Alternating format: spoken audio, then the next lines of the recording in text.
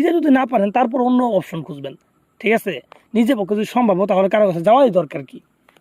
তো তাহলে আপনি কীভাবে করবেন আমি তো নিয়ম বলেই দিব, নিয়ম বলে দিচ্ছি আর কি।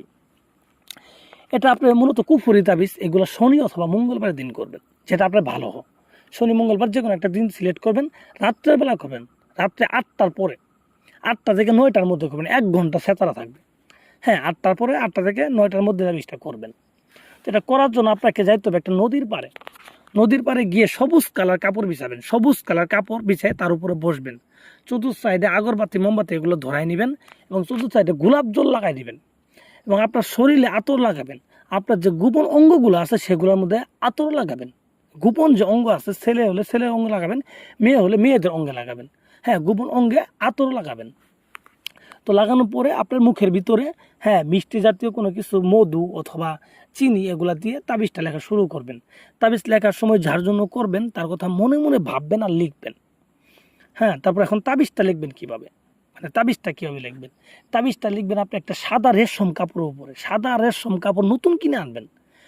কিনে আনার পরে এই কাপড়ের উপরে 2টা টুকরা নেবেন কাপড়ের, ঠিক আছে? নিয়ে পরে ছোটো করে টুকরা নেবেন, ওই টুকরার উপর আপনি লিখবেন কি দিয়ে?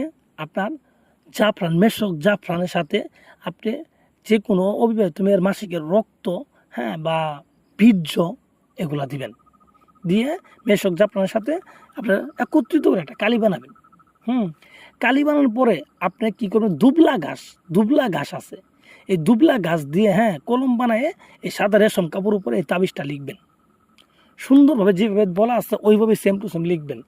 লিখার পরে নিচে যাকে করতে চান তার নাম, তার বাবার নাম লিখবেন, তারপর আপনার নাম, আপনার মায়ের নাম লিখবেন। তো জানেনই তো, ছেলের ক্ষেত্রে বাবার নাম লাগে, মেয়ের ক্ষেত্রে মায়ের নাম লাগে। এই নামগুলো লিখবেন। তো নামগুলো লিখার পরে উপরে আতর দিবেন, ভালো করে আতর দিবেন, আগরবাতির ধোঁয়া দিবেন। ওখানে যে আগরবাতি লাগাইছেন আগরবাতির ধোঁয়া তাবিজের মধ্যে লাগাবেন। লাগাই তাবিজটাকে সুন্দর করে বলটাবেন, ঠিক আছে? বলটানোর পরে এই তাবিজ দুটাকে একটা তাবিজ মাদুলিতে ভরবেন, মানে মাদুলি তাবিজের মধ্যে ভরবেন, মোম দিয়ে মুখ আটকাই দিবেন।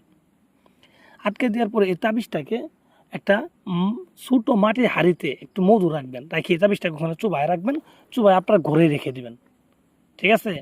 ঘরে রেখে দেওয়ার পর আরেকটা তাবিজ আপনার কাছে থাকবে। এই তাবিজটাকে আপনি একটা ডালিম গাছে ডালের সাথে দিয়ে, ঠিক আছে, এটাকে আপনি একটা নদীতে নিক্ষেপ করে দিবেন। নিক্ষেপ করে আপনি বাড়িতে চলে আসবেন। আইসে আপনি মাত্র 72 ঘন্টা অপেক্ষা করেন, 72টা ঘন্টা। এর মধ্যে যদি আপনার পাশে থাকে দেখবেন আপনার গোলাম হয়ে গেছে, আর দূরে থাকলে আপনার জন্য পাগল হয়ে গেছে, আপনার কাছে আসার জন্য পাগল দেওয়ানো হয়ে গেছে। পরীক্ষিত ভাই, এগুলা একবার পরীক্ষিত, মুখের কথা না।